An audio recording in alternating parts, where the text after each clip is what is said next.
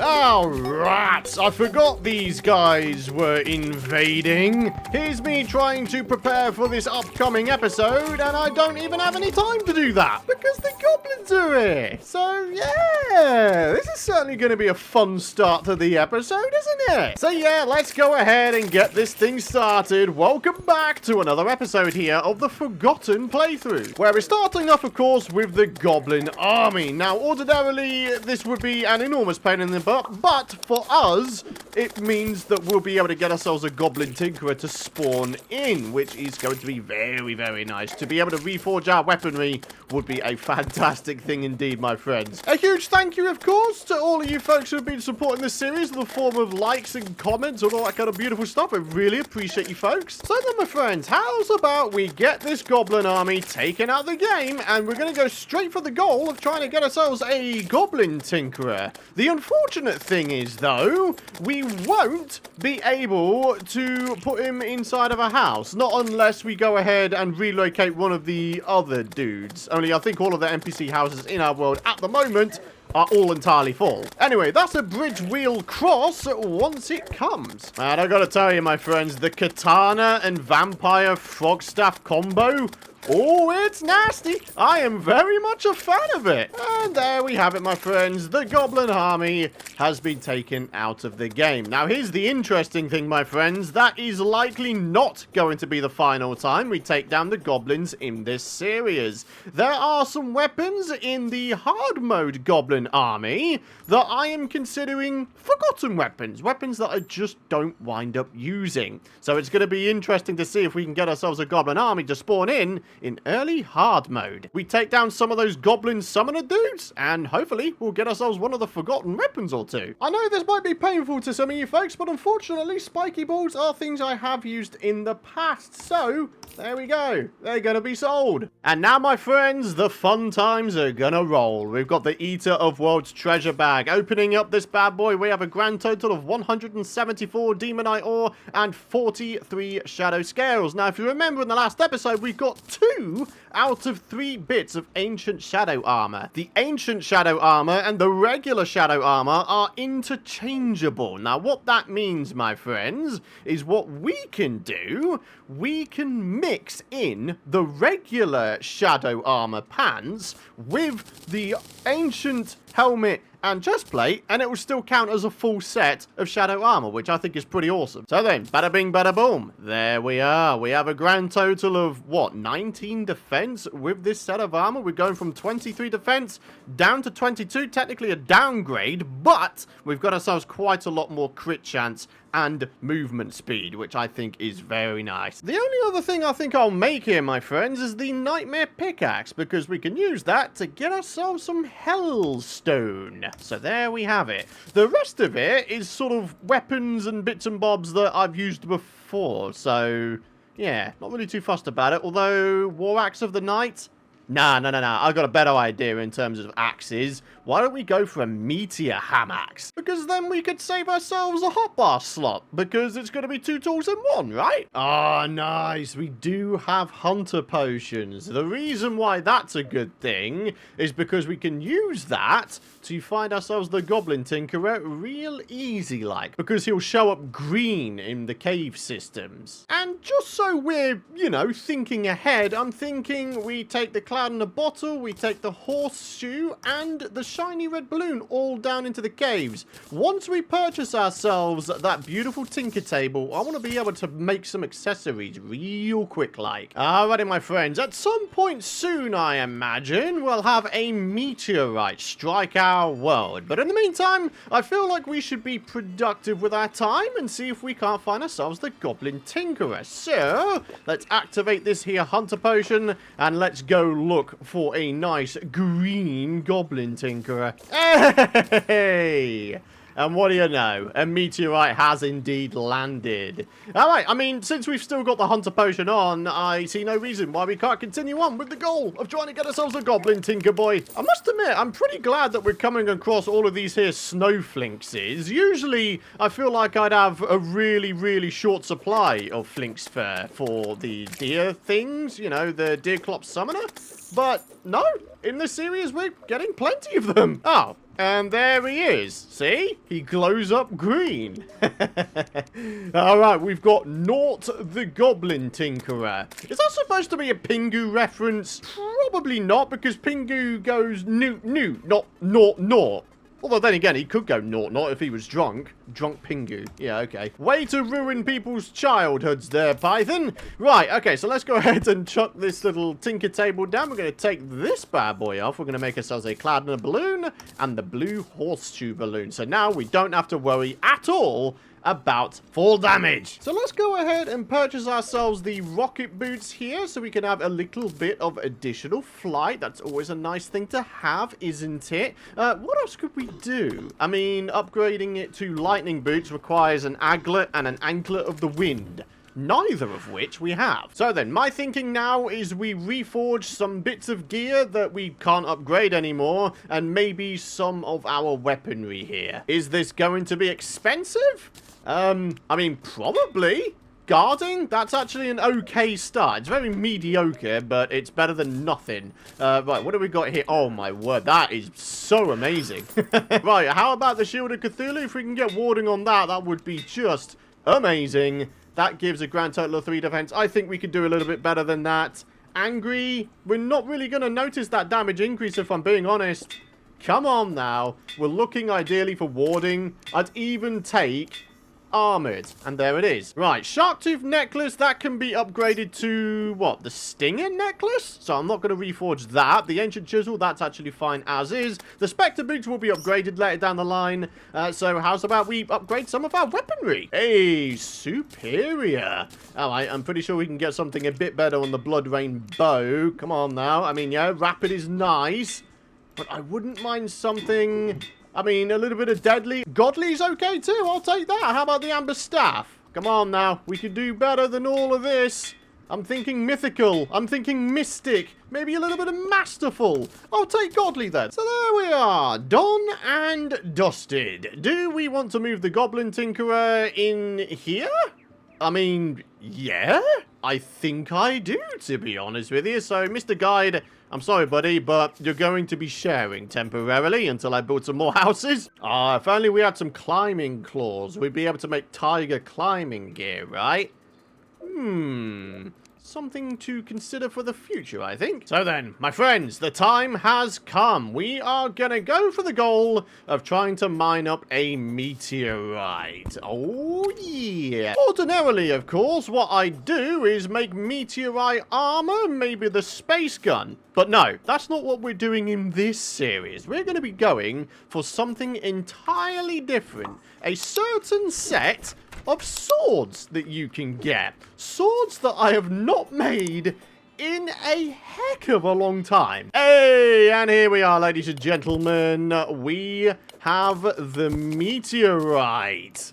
Oh, snappers. Needless to say, we're going to try and dig up as much of this stuff as humanly possible. And then we're going to get right on with making a phase blade, which actually is a group of weapons, which, according to one of Chippy's latest update videos regarding 1.4.5, is a set of weapons that's actually being revamped for 1.4.5. So, yeah, I'm very, very excited to see what the changes mean for the swords. You know, in terms of their viability and how well they do compared to other weapons that people usually use, for example, you know? But anyways, my friends, let's go ahead and grab this meteorite. It's phase blade time. And ladies and gentlemen, there we are. The meteorite is dug out. It's no longer classed as a meteorite biome, thus there's no more meteorite heads. So, ladies and gentlemen, let's get ourselves home and let's see what we can make with all of this beautiful meteorite. So, what we can do to start off, we can make that hammocks I was talking about previously. Nice little upgrade right there. I'm sure you guys would agree. Oh, snappers. Look at them all, my friends. Phase blades. They all do identical amounts of damage, identical crit chance, literally identical stats. The only choice that needs to be made is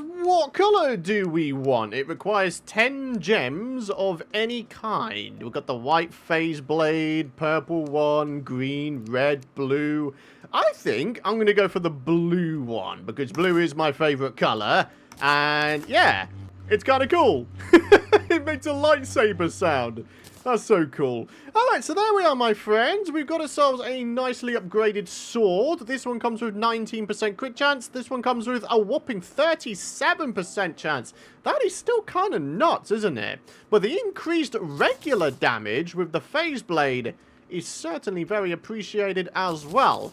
But guys, here's the thing. We're not stopping there with the meteorite related upgrades. Oh, no, no, no. There is one other thing that we are going to make, and it is only in preparation for another forgotten weapon very much later down the line. Oh, hello. Talking of forgotten dudes and things, we've got ourselves an unconscious man. How you doing there, buddy? We could, if we really wanted to, we could try the tier 1 Old One's army. I'm not entirely sure that there's anything to get from it that's forgotten per se, you know, on our weapons list. But what we can do is buy one of these. There are 2 of these weapons that are on the forgotten list. I believe the first one is the flame burst one, and the other one I believe is the ballista rod. We almost always wind up using the lightning aura and explosive rods, canes, whatever they may be, but we barely ever go for the ballista and flame burst ones. So yeah, I'm thinking if I was to do a little bit of that, that gives us defender medals. Look at this. We can actually buy both if we wanted to. I mean, why wouldn't we? Let's go and do that. So, I believe what we need is a mini shark. And I do believe that's all we need. If we were to pop back here, we grab the fallen stars. There it is. The star cannon. Now, unfortunately, the star cannon is not on the weapons list. We're not allowed to use it, but it's a material for a weapon later down the line. The superstar shooter, which is something I've never used, and thus I will be using later down the line. So, what does that mean for us? We need to try to make a way to grab ourselves an enormous amount of fallen stars, because of course these will be used as ammo for the superstar shooter, right? What's the best way of getting fallen stars? I mean, let's be honest, probably making a worldwide length platform, right? The quickest way of getting across the world and picking up all of the fallen stars that may have dropped would of course be asphalt blocks, but I don't believe we have access to asphalt just yet. I think we need the steampunker for that.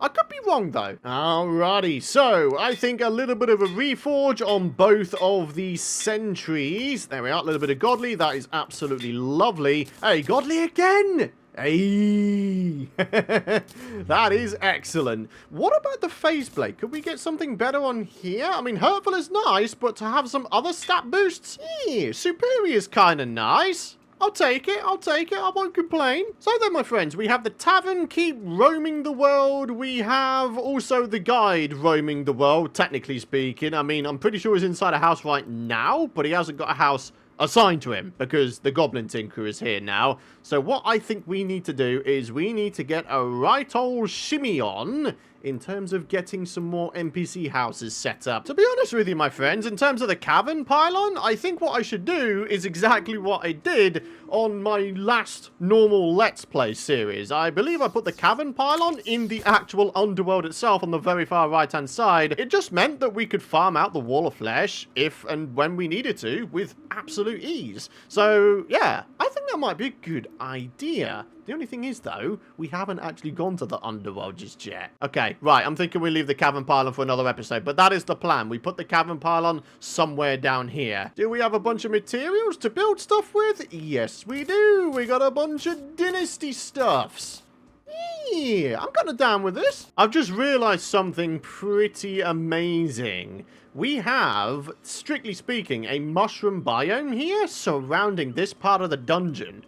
We could totally have the mushroom pylon be here, and then we'd have easy access to a dungeon room, right? Oh, that's such a cool idea. Alrighty, we'll quickly grab ourselves a whole bunch of these here glowing mushrooms, so we have mushrooms to build with. And then we'll get on over to the mushroom biome near that dungeon room that I showed you. Oh, hey there, Tom. What you got for me? You got a step stool. Artisan loaf, consumed to permanently increase crafting station range. Huh. Have I already had that before? I mean, I must not have if I was able to consume it, right? Alrighty, guys. My thinking is that we go ahead. I mean, we could put it up here. We could put it down here.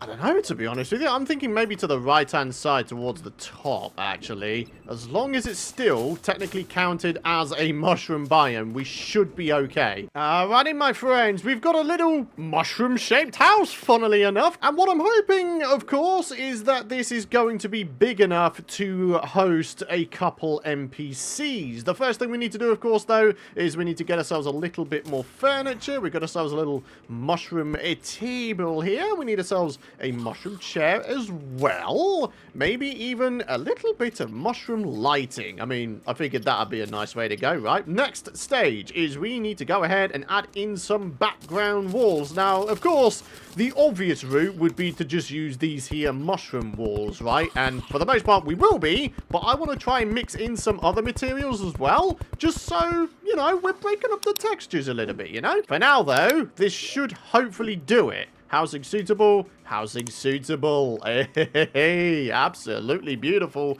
I wonder if we can do the traditional nurse and arms dealer trick here. I confess, I don't know, but we're going to find out, aren't we? Unfortunately, I don't know what time of day or night it is. Maybe if I was to pop on down here, maybe the NPCs will spawn in. Nope. The annoying thing is, as soon as I teleport back to my base, I'm going to realize it's almost nighttime anyway, and then those guys would have spawned down here anyway. So, do you know what? I'm going to prevent that situation from ever taking place by just going AFK here. And essentially, when the guys spawn in there, we'll be able to see if we can get the pylon. The blood moon is rising. Is it really?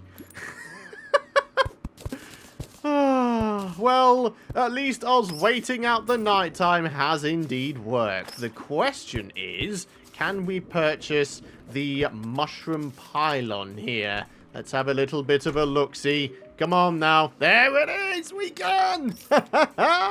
I do still want to kit out this house with a couple of other bits and bobs. So I think what I'm going to do is, well, a couple of things. Number one, I'm going to block off my house so, you know, they don't get wrecked. And then B, I'm thinking we grab ourselves a couple bits of furniture. There we are. Nicely kitted out house. Maybe another mushroom lamp down there, actually. Yeah. Fantastic. All right, so there we are, my friends. Fully connected. A mushroom pylon which grants easy access to one of the dungeon rooms and arguably quite easy access to the underworld as well. I mean, we're not that far away from it, are we? So then, with the mushroom pylon fully connected and done and dusted, the final thing we're going to do in today's episode, we're going to try and find ourselves a queen beehive, and we are going to create the jungle pylon house next to it. I must admit, my friends, this faceplate is actually kind of nice. I can't complain about it. I mean, it does a good amount of damage. It's just usually there's far superior weapons to this at this point in the game. You know, usually. You know, if you weren't limiting yourself to just sort of forgotten weapons, the faceplates are actually kind of nice. I can't lie. And that'll probably go the same for their direct upgrades as well. The phase sabers. I'm pretty sure you get them, what, maybe early hard mode? So yeah, I'm pretty excited to see what they can do, the face sabers. All right, for now, my friends, let's pop down into the underground jungle of jungliness. We're going to see if we can find ourselves some goodies. Right, what's this? A blowpipe? We don't need that. What we do need, on the other hand, is an aglet. And I did see another chest on my bottom left here. Ah, it's a wooden boomerang. Okay, I mean, it's not the worst thing in the world, but we have used it plenty of times in the past, and also we've got weapons that are far better than that at this point. Hey, another chest. This one has an umbrella in it. Yet another chest, and yet another choke. We didn't get the friggin' aglet. Come on, Terraria. Let's try and get ourselves an aglet. That would be so cool. I mean, alternatively, of course, we could also get lucky and buy one, I think. from the skeleton merchant. What'll happen first? Place your bets, my friends. Will we get the aglet from a chest first, or will we get an aglet from the skeleton merchant first? My bet is going to be on, I think, a skeleton merchant. Oh, we got more shoe spikes. Unfortunately, we don't need those. We need their counterpart. A underground house. Amazing. We're looking for some climbing claws. A band of regen. That's actually pretty good. Oh, no way. A nice, easily found queen bee hive. Nice. We literally just went down here and followed it all the way down. Then here we are, my friends. Fantastic. Okay, so what that means is we just need to find ourselves a bit of a location and start placing down some blocks, my friends. I know. This is pretty much the exact same design as the other house, but, I mean, it works, so we're gonna roll with it?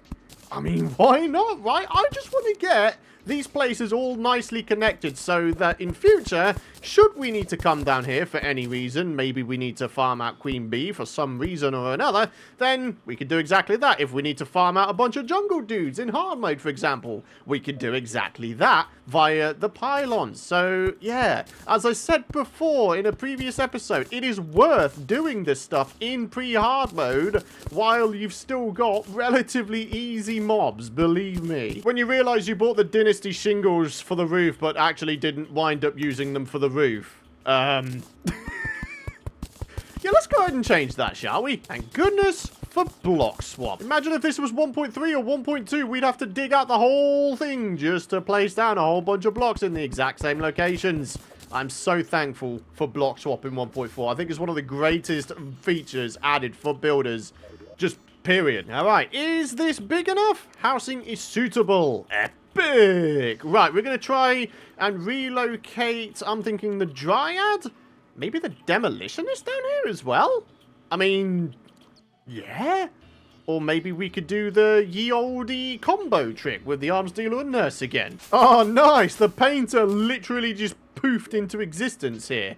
All right, Dryad, you can move in here as well then. Ah, interesting. I would really love to paint Nisa the Dryad because of the vivid colors, of course. And I've just assigned the Dryad to live here. So by that logic, I mean, that should be like the ideal happiness combo, no? All we gotta do is wait for her to spawn in here. And the zoologist has arrived. Blimey, how many more NPCs are gonna spawn in? Alright, so let's see if we can get the jungle pylon. There it is. Oh, I don't have the money. Good thing I thought ahead, eh? Bought some demonite bars to sell. So, in the event that we didn't have enough money, now we do. Alright, so here we are. The jungle pylon. At long last, we have it placed down. All is looking well. Maybe we could put down, I don't know, a keg here? There we have it, my friends. A nice, fully kitted out jungle pylon mini base. Look at it now, my friends. We have a 1, a 2, a 3, a 4, a 5 pylon houses. That's fantastic, isn't it?